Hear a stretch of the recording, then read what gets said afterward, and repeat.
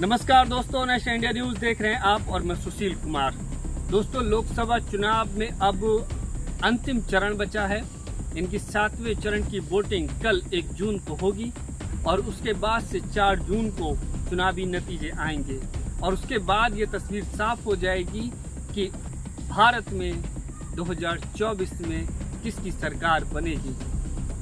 क्या तीसरी बार प्रधानमंत्री मोदी ही बनेंगे या फिर इस बार सत्ता परिवर्तन होगा, गठबंधन या विपक्षी दलों का जो अलायंस है या फिर उनकी सरकार बनेगी। इस बात को लेकर के अब चर्चाएं शुरू हो गई हैं। अब तक जो 6 चरणों की वोटिंग हुई हैं उस पर जो है तमाम तरह की डिबेट हो रही है, तमाम तरह की चर्चाएं हो रही हैं और राजनीतिक विश्लेषक अपने अपने तरीके से अनुमान लगा रहे हैं कि 2024 में इस बार किसकी सरकार बनेगी। तमाम लोगों का दावा है कि इस बार मोदी जनता के बीच में उतने लहर बनाने में कामयाब नहीं रहे हैं जितनी लहर 2014 में और 2019 में थी। जो हर हर मोदी घर घर मोदी का जो नारा था वो इस वक्त ग्राउंड पर दिखाई नहीं दिया है और इस बार का जो चुनाव है वो काफ़ी साइलेंट रहा है। पहले के जितना हमने देखा कि मोदी जी के पक्ष में या बीजेपी के पक्ष में जो चुनाव था वो होता हुआ दिखाई नहीं दिया है। हालांकि जनता के बीच में एक निराशा और एक आक्रोश भी जो है वो रहा है। इसके अलावा जनता खुलकर भी जो है बोलती हुई नजर नहीं आई है कि क्या वो खुलकर बीजेपी का विरोध करेंगे, सत्ता परिवर्तन करेंगे। तो थोड़ा सा एक रहस्यमय चुनाव जो है ये रहा है।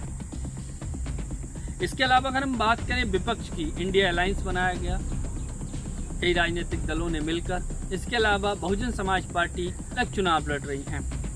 तो ऐसे में राजनीतिक विश्लेषक जो है वो अलग अलग तरीके से अनुमान लगा रहे हैं कि 2024 में इस बार किसकी सरकार बनने जा रही है। राजनीतिक विश्लेषक योगेंद्र यादव जी ने अपने अनुभव 6 चरणों की जो वोटिंग हुई है उसके अनुमान लगाकर जो है अपना आकलन जारी किया है और उनका ऐसा मानना है कि इस बार भारतीय जनता पार्टी बहुमत से दूर नजर आ रही है।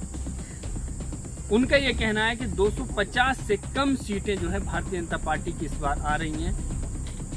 जो एनडीए है वो पूर्ण बहुमत से सरकार बनाता हुआ नहीं दिखाई दे रहा है।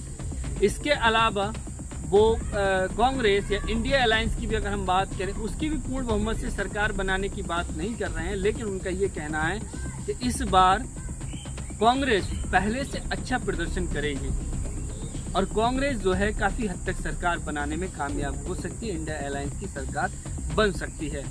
क्योंकि ये माना जा रहा है कि चुनाव जो है वो बड़ा ही रोमांचक भी है, बड़ा रहस्य भी है, बड़ा साइलेंट जो है वो चुनाव हुआ है। तो योगेंद्र यादव जी का ऐसा कहना है कि 2019 के मुकाबले में जो है कांग्रेस इस बार बेहतर प्रदर्शन करेगी। 50 से 100 सीटों तक जो है उसकी बढ़ोतरी होगी। 120 सीटों के पार भी जो कांग्रेस जा सकती है। वहीं वो भारतीय जनता पार्टी की स्थिति के बारे में बताते हैं कि इस बार भारतीय जनता पार्टी 250 सीटों से भी नीचे जा रही है, इससे कम जो है वो आ सकती है। यानी कि बहुमत के पास में भारतीय जनता पार्टी दिखाई नहीं दे रही है। यूपी में अगर हम बात करें, यूपी में बीजेपी जो है कहीं ना कहीं 50 से 52 के बीच जो है सिमटती हुई दिखाई दे रही है और वो ये भी कह रहे हैं कि अगर यूपी में और ज़्यादा नुकसान हुआ तो 40 से 42 तक जो है उत्तर प्रदेश में भारतीय जनता पार्टी के पक्ष में सीटें आ सकती हैं। तो इस अनुमान के हिसाब से भारतीय जनता पार्टी जो योगेंद्र यादव जी दावा कर रहे हैं और जो बता रहे हैं उसके अनुसार जो है सरकार बनाती हुई नहीं दिखाई दे रही है।